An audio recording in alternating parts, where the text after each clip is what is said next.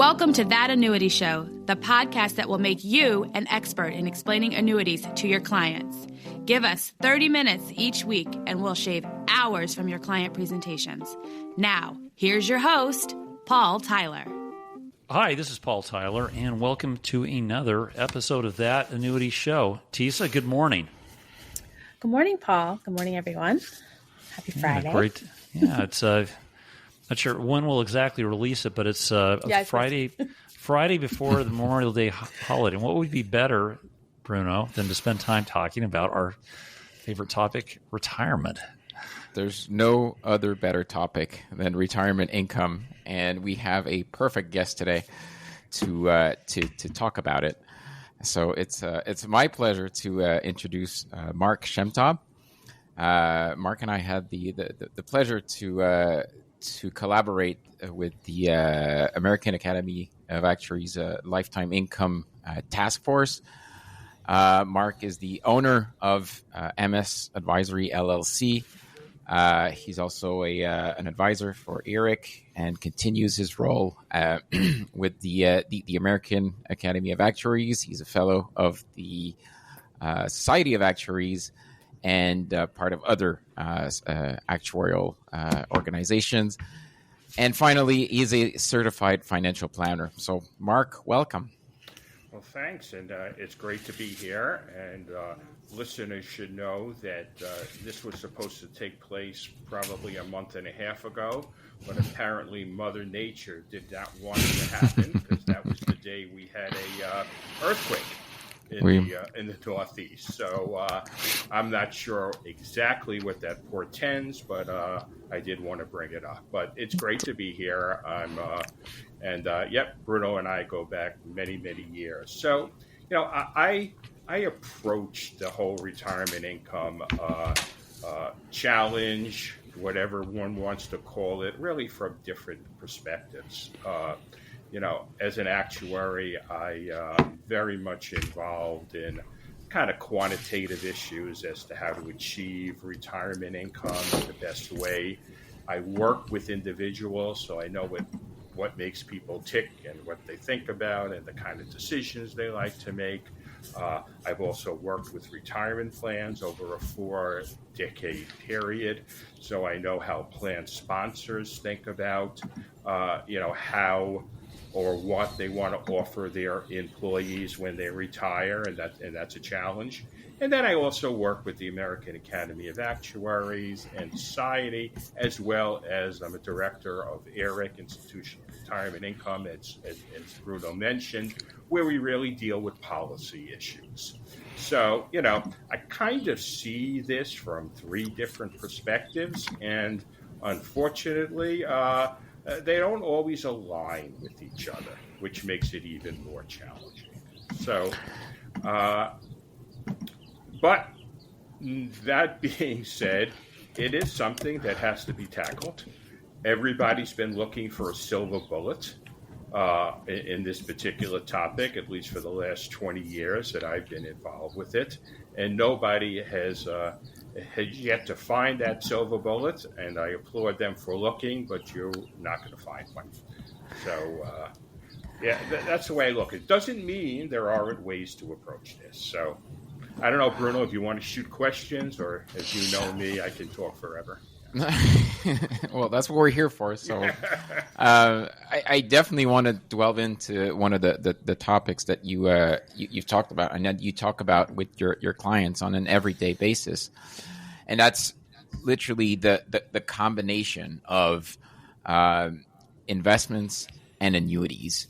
There's countless studies out there that will justify the need for annuities to be combined with investments. We all know it's not an all or nothing proposition, but it seems like a lot of people think this way, one way or the other. Oh, I have a pension or I have investments, where things should be a little more looked at on a holistic basis. My question is, how do you approach it with on a day-to-day basis with your clients? Well, I can do it with my clients, individuals, really in a very, very quantitative way. And that's easy to do when you're sitting down one-on-one. I could show a client that, if he or she is looking to achieve X dollars a month for 30 years with their expected lifetime or whatever number they want to use, and they use just an investment approach, and we assume a certain rate of return and a certain, investment risk probability. I can compare that with saying, hey, let's take some of that money and let's put it in an annuity, not all of it, some of it, and put it in an annuity, and let's run the same analysis, and let's see which one actually looks better. And in most cases, if you use reasonable assumptions and you assume that people are going to live their life expectancy or longer, it's almost always better to have some guarantee there of income. And people can see that and often say, okay, I can do that. But then, of course, they say, well, what happens if I die? And, of course, the answer is, well, you don't have to worry about it. But two things to consider. Number one, if we're trying to protect you from living too long, we're not really trying to, worry about you dying shortly. And, there are annuities that can be used that have death benefit features to them. I'm always a big fan of using single premium, annuities that actually have what we call a cash refund feature, so that if you die before your premium is paid, your heirs will get part of the money, and the cost of that is not really that great. So working with an individual, it's actually pretty easy to quantitatively show what could work and what doesn't work. The bigger challenge is in the institutional space. But just stepping back, I have a unusual practice. I don't sell anything and I don't manage assets. I charge by the hour. So I have no bias towards insurance or investments. I am strictly about educating, doing analysis, and helping clients to make, I think, the best decision for themselves. So that puts me in a little bit different position than most, which really leads to the real problem here. There's the investment world and there's the insurance world. And there are very few advisors that live comfortably in both places. Most advisors either, hey, we're about investments or we are about insurance. And it's difficult for people to get good advice, I think, unless they can find somebody who's willing to work in both spaces. And why don't people work in both spaces? Well, obviously, compensation models are different. Education is different. There's a lot of good reasons why. Most of the people I deal with, fortunately, are they're fairly well educated. They understand most of these issues, and I'm able to, explain to them, the concept of fiduciary and not being biased and all of that stuff. But I am more concerned. I'm not concerned with people with millions of dollars in retirement income. I'm more concerned with people who have maybe accumulated $250,000 or $300,000-$400,000. What do they do? What's the best way for them to go? And there's not a lot of good advisory services out there to do that. Well, Mark, you make a great point about how difficult it is to get the investment world to mix with the insurance world. And vice versa. Yeah, and vice versa. So my question for you is How would we make that happen? And this is very tactical of the show. Bruno and Tisa and I were out in Las Vegas. We did our Retire Tech event in partnership with Medicareans. I literally was yesterday talking to Jane Weintraub, who's the founder, to say, how can we pull some RAs into this mix? Because they're such a different group. RAs won't show up if it feels like an insurance conference. Dogs. How do you get dogs to like cats, right, Mark? And if you were trying to get them to show up, what's the formula? Yeah. Well, I think you have to start with the concept that this is about retirement income. It has to be branded as retirement income and not branded as either insurance or investments. And that almost requires that whoever is going to sponsor it is sort of like in neither camp. They're not in the insurance camp and they're not in the annuity camp. They are in the camp of retirement income, and they now want to bring in people, experts from both places, to be part of it. So who would do that? Who would possibly be interested in that? And, record keepers, 401k plan record keepers, I would think this is a competitive advantage if they're willing to build out their record keeping systems, to basically say, hey, we have a platform that we offer plan participants when they retire, where they're going to be given options, and those options are going to include combinations, being able to use X percentage of your balance for an annuity and the rest for investments. And they'd also have to provide some educational tools and some modeling tools. But you're right. Investment people, if you have an investment thing, they don't want to talk about insurance and vice versa. And that's just the way it is. So you almost need a source above the two of them that is willing to sort of like take the mantle. And of course, it has to make financial sense to them. Nobody's doing it out of the goodness of their heart. I know Bruno tried to do this out of the goodness of his heart by educating people, but you know how that goes. So, and I tried to do it out of the goodness of my heart. So but a record keeper would be, and I would anticipate shortly we're going to see some of the really big record keepers start to recognize that this is an opportunity. But it costs money to do it. To rebuild their systems, to put in proper modeling tools. But, I think at the end of the day, for some people, there might be some people, obviously, if you have a ton of money, you can get by with the investment approach. There's no doubt about that. You're not going to run out of money if you have enough of it.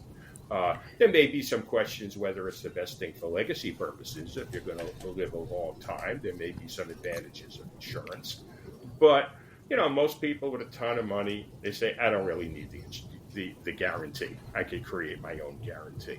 But it's really those regular people who have accumulated some money and really can use some help in really, doing something that's going to add maybe just a couple of bucks to their monthly income with some guarantee, but not necessarily, everything. So, Mark, I'm sitting here thinking it's too bad our normal co-host Ramsey is not here, because he is a huge fan of what you were talking about with record keepers, and he would have jumped all in there and waved the flag to say, yes, that's what we should do. But since he's not here, I'm not going to ask a question about that, but I am going to ask a question about the regular people you were talking about. So in educating and helping that demographic plan, What are you like? What do you say, right, from an educational perspective or complexity perspective? And my question is really around, worked hard, saved, and this is what they have, and they need a plan. They worked hard, played hard, and now it's like, what do I do? Just can you talk a little bit about, and maybe it's a mix of both, but talk a little bit about what those conversations look like and how you think that we could address it differently. So we've all been trained, or maybe I don't know if trained is the best word, but educated that diversification is the answer. I mean, I start with that concept that you don't put all your eggs in one basket necessarily, and that keeping that in mind, you explain to people who are not necessarily sophisticated that there are two very distinct ways of achieving retirement income. One of them is through an annuity product, where there is a guarantee, but there is some limitations on being able to access the money. There is not a whole lot of upside usually, though there could be some depending upon the type of annuity. They tend to be more expensive in some cases, but they're steady and they're secure and you can sleep at night. But then there's something else, and that's called investments. And people are familiar with investments, and they understand. Anybody who has been awake for the last 20 years and has gotten their quarterly 401k statements understands what happens with investments. They go up, they go down, they go nowhere, they go up, they go down, to the point where you don't even want to look at your quarterly statement anymore. There is options for good returns, really good returns, but there's also options for bad things to happen. So you've got two very different approaches here with the investments and with the insurance. And I don't want to say, and I never say one is better than the other, but what I will say is they're different and they can complement each other. And they fall into the basic concept of diversification, that we don't put all our eggs in one basket, and that we use some combination of the two to even things out. At the end of the day, you could always measure and say, I would have done better this way or that way, but at the end of the day, it doesn't come till the end of the day. So we all have to make predictions about what we think is going to happen. So, as I say, hey, if I'm a baseball player, I am more than happy to hit singles. I don't want to go up there and, well, maybe I do want to hit home runs, but I don't want to strike out a whole lot. So, I kind of try to, approach it from I think a very logical point of view. So, we all know what we have in terms of assets, like what is your 401k balance? What are your CDs, bank accounts? And you can add it all up, and you can get a pretty good measure of your personal balance sheet, your personal wealth, in very easily accessible forms. The question is, how do you measure income for this unknown period of time? And you mentioned you have a very quantitative approach. How do you measure income? How do you forecast income? And how do you display it and talk about it in a way that people can understand it? Well, I basically sit down with them and I say, okay, this is how much money you have. Okay. How long do you think you're going to live? The first question I ask. And we'll have a conversation about that. And I say, well, if they just pick their life expectancy, I say, look, we can do that. But remember, if you live past your life expectancy, there could be challenges if we do our calculations based upon your life expectancy. But I'm happy to use whatever you want to use. But then we always come back afterwards. But I find most people are comfortable saying, okay, take my life expectancy and add 5 years. And in most cases, that's a pretty good approach. Not great, but it's pretty good. Then I say, well, tell me, what kind of rate of return do you think you can achieve if you invest the money? And then we talk about that. We look at historical averages. We take a look at volatility. And I explain to them how stuff goes up and down. And I can show them very easily that, a portfolio that has stocks, maybe over a certain period of time, it can achieve 7 or 8%. But let's take a look at the last 20 years, what the S&P has done year by year. So that I show them that, it's okay to assume like a 7 or 8% return, but there is a lot of challenge there. So that we can, I don't love to do stochastic modeling with individuals because most of them don't really understand it, but I will touch on it, basically. I'm sorry about that. About the possibilities of doing that. So, I basically create models and show numbers.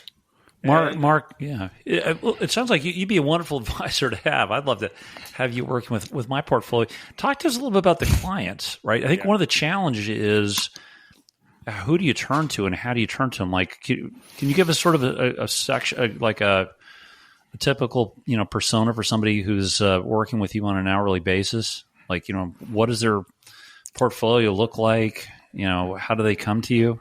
Yeah, well, they generally come to me by word of mouth. I don't really do much advertising for the most part. Just do this because, I enjoy it. And it also helps to, I'll tell you an anecdote. I mean, I'll work with people who have a fair amount of money, not a ton of money, and they're retired. And all of a sudden they want to make a trip to I just had somebody wanted to take the whole family to Japan. And it's going to cost, $60,000, $70,000 for this wonderful trip, which is great. And they say to me, I just can't do it. I just can't do it. And to me, if I can show them that they can do it without them really having to live in a refrigerator box, and then they go ahead and they're willing to do it, that to me is worth a lot. That is something that I really, really love. Or getting somebody who hates their job to retire earlier. We can do in that, and of course we can't always come up with what they want to do. So, I mean, that to me is the best part of the job. I don't make a ton of it. It's not, you can't make a lot of money by the hour. It's not like AUM where, you obviously are getting like big fees. But I really want to talk, but my passion, as I said, really is to see the 401k world change. And it's doing it very slowly to saying, hey, we cannot, and so much has been written lately, obviously, about is 401ks a failure. So then, to this point, I think there's an issue. I think they are somewhat of a failure because of their lack of ability to create and offer retirement income. And that has to change, basically. And it's not just about annuities or insurance. So plan sponsors have to be willing to embrace opportunities that will come up, which I'm sure they will, that are going to say, hey, it's not over once you retire. Once you retire, there is stuff that we can do for you and that needs to be much more robust than what we have now. Now, can plan sponsors give advice? No, they can't, because it's just taking on more fiduciary duty, liability than they want. But they could certainly offer options. And they may be able to refer out to independent advisors, who are willing to do stuff as long as they're not looking to just make a sale. So my goal is, as I said, to see us get to the point where plans do more. We need record keepers to step up, and solutions need to be willing to look at both insurance and investments. That's really, what I see. The consulting I do is fun, but that's not going to change the world. The New York Times, speaking of the coverage, came out with this podcast, I don't know, a couple of days ago. And I don't know, did anyone hear it? Listen to it. Was the 401k a mistake? Yeah. I saw the headline. I didn't listen to it. But Mark, what's the answer? What was? So are you telling me, was this a mistake to do a 401k, to create a 401k plan? Here's the reality. The reality is businesses, and I can't blame them. If I was on the board of a major company, if I can get away without paying a pension under a defined benefit plan and taking on all that financial exposure, I would do it. There's no doubt about it that knowing that this is my cost, I put in so much per year, and that's it, clearly benefits employers. And at some point, employees got used to it, and in some cases even liked it. I don't consider it a failure. Or a mistake. I just consider it unfinished work, basically. And I think we're going in the right direction, but way too slowly. And then there's there's all kinds of opportunities out there. There are, Bruno and I have probably discussed this ad nausea, but like ideas of tontines, there's a lot of opportunities for new types of products or approaches where people can get lifetime income out of retirement plans, where employers have no more exposure. It's a work in progress. It is amazing on how people value the traditional pensions. People will value and say that their pension is an enormous benefit. But when it comes to actually buying that benefit, it seems like people are allergic to it. And that disconnect has been there for decades. And I'm sure you've come across that with your clients. How do you go about in saying that that lifetime income does work your way, and it has some of the, as you mentioned, some of the investments and some of the insurance features, and that they kind of work in a maybe unusual way, but in a way that can help them? So I recently had a client who retired, and he had a defined benefit plan that he was covered under. And the question is, they were trying to get him to take a lump sum, where most employers nowadays, in their process of winding up their defined benefit plans, that's what they want to do. And he also had the choice of, obviously, an annuity for he and his wife. Because he had other assets, because he had 401k in addition to it, it was very easy for me to show him the value of taking the pension and having that guaranteed income, because he still had enough money there in investments, to give him a comfort that his nest egg would still be intact. Plus, he picked 100% joint and survivor benefit, so he knew as long as he and the spouse, one of them was alive, they were going to get the benefit. Then we also went to insurance companies, and I showed that if they took the lump sum and they bought the annuity, they would end up with about 20% less. So that kind of like convinced him that the best interest for them was taking the annuity, and that was not the best interest for the employer. And they realized that. Now, had they both been sickly people, it would have been a very different conversation. We may have looked at it, differently. But, Bruno, it really is not really hard on a one-on-one basis. The sad thing is that people don't have access to good advice. Certainly people without a lot of money don't have access to good advice in making decisions, who can really walk them through it and don't have a bias. Retirement plans have to do more. There are, I don't know how much time we have left, but I recently had a paper that published by our mutual friend, Retirement Income Journal.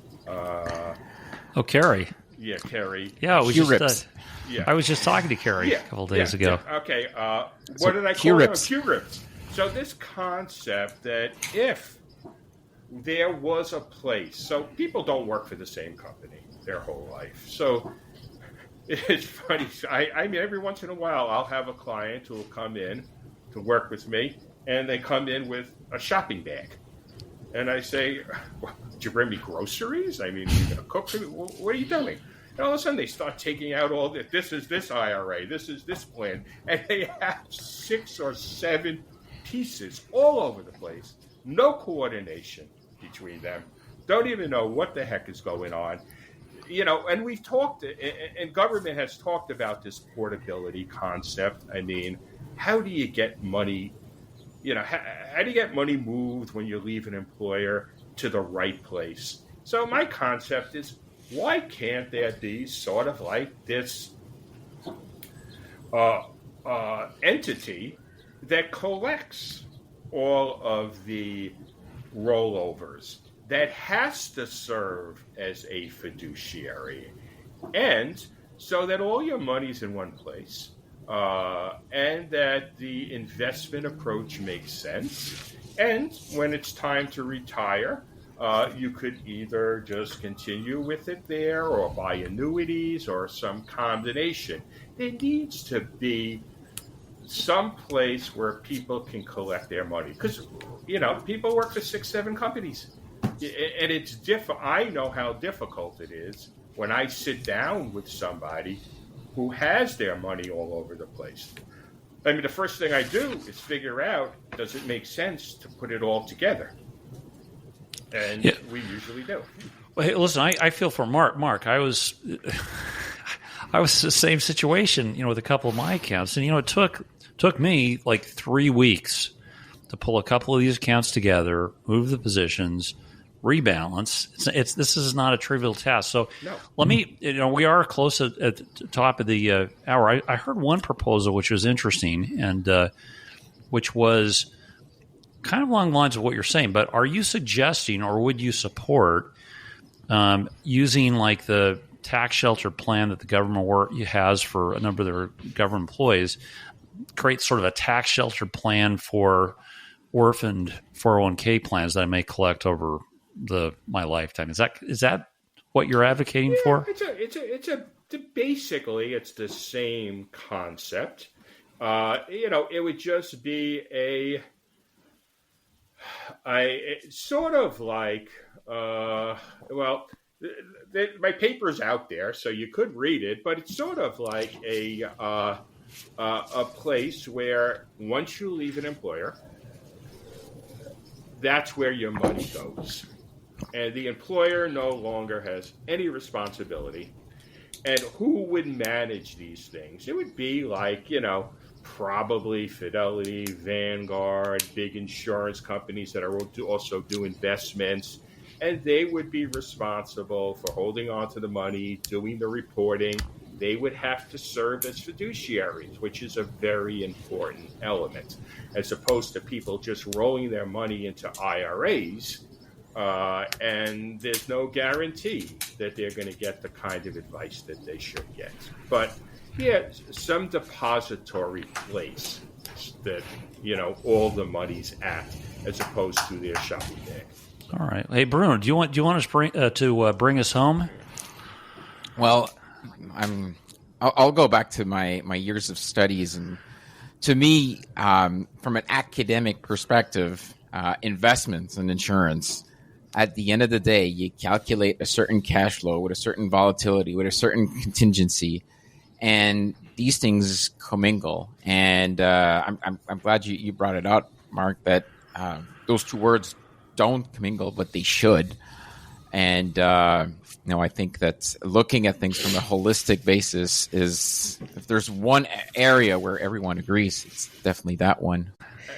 I just want to say just one thing, and I agree with you, Bruno, but you and I, being actuaries, I guess, are somewhat nerds, so this whole idea of cash flow and volatility is all fine and dandy for us. But a much simpler way to put it is diversification. Why put all your eggs in one basket? There are different approaches. They got pros and cons. Diversify.